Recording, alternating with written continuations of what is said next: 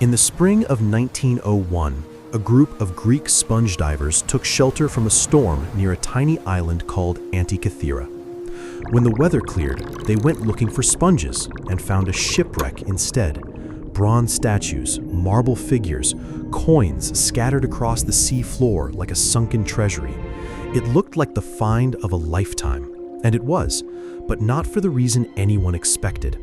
Because buried in a wooden box, corroded into an unrecognizable lump of green rock, was a machine so advanced that when scientists finally understood what they were looking at, they had to ask themselves an uncomfortable question. How did people 2,000 years ago build a computer?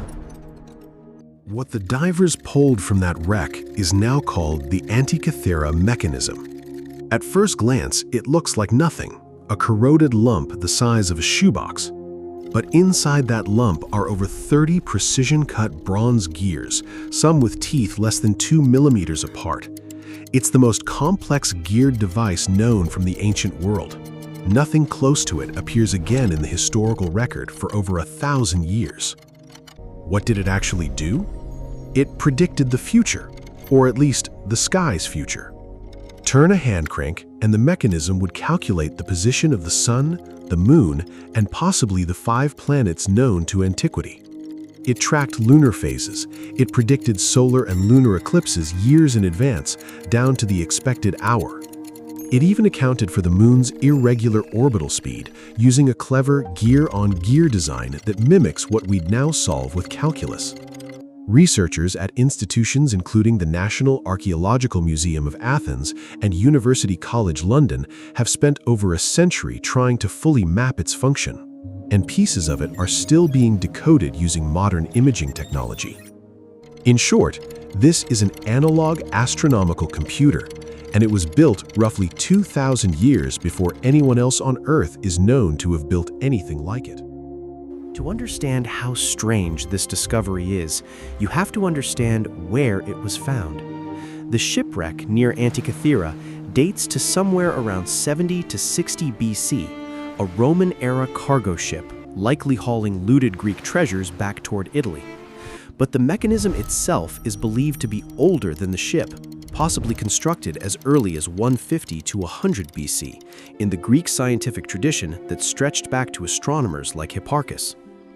For decades after its recovery, the corroded lump sat in a museum drawer, largely ignored. Divers had recovered stunning bronze statues from the same wreck. Those got the attention. The mechanism looked like scrap metal. It wasn't until 1902 that archaeologist Valerios Stais noticed a gear wheel embedded in the rock and realized this wasn't debris, it was a machine. But knowing it was a machine and understanding it were two very different problems. The device had spent 2,000 years underwater. It had fractured into more than 80 fragments. Corrosion had fused gears together and eaten away at inscriptions covering its surface. Tiny Greek text, some letters barely a millimeter tall, describing operating instructions like an ancient user's manual. Progress crawled for most of the 20th century.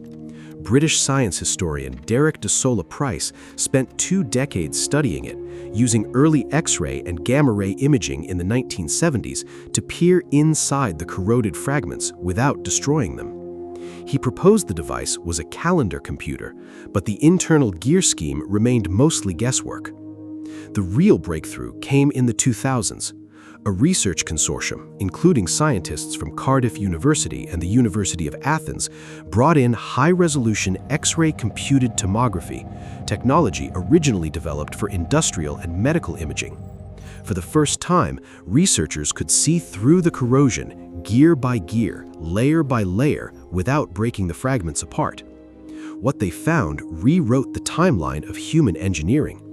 The mechanism used a differential gear train, a mechanical technique for combining 2 rotational inputs into one output, something history books credited to European clockmakers in the 1500s.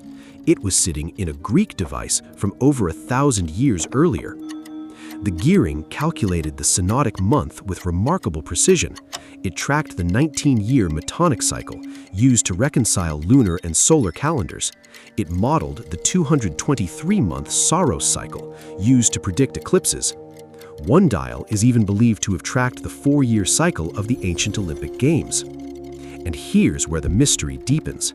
Nothing like it survives from before, and nothing like it survives from after, for over 1,000 years.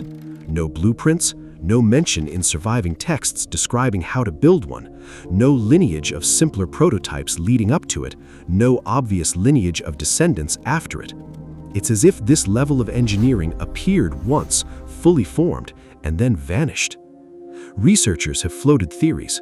Some point to Archimedes, the legendary Syracusan engineer, noting that Cicero described a similar geared device attributed to him.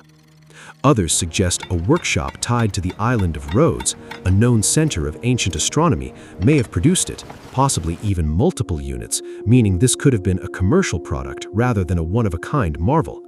But no workshop has ever been found. No second complete mechanism has ever surfaced. The inscriptions on the device itself don't name a maker. Every answer just produces another question. Why does this matter beyond archaeological curiosity? Because it forces a rewrite of how we think about ancient capability. Before this device was properly understood, the assumption was simple. Ancient Greek science was theoretical, philosophical, mathematical, brilliant in the abstract, but not translated into precision manufacturing. Complex clockwork mechanics were assumed to be a Renaissance-era achievement, born from the mechanical clock traditions of medieval Europe. The Antikythera Mechanism shattered that assumption. It proved that Hellenistic engineers had both the theoretical astronomy and the manufacturing precision to build something we wouldn't see matched again until nearly 1,500 years later. That has ripple effects. It suggests a lost tradition of Greek precision engineering that simply didn't survive the fall of the classical world, swallowed up by wars, library burnings, and centuries of instability. It raises the possibility that other devices like it existed and were melted down, lost at sea, or destroyed, and we only know about this one because a storm forced a group of sponge divers to take shelter near a 2,000-year-old shipwreck.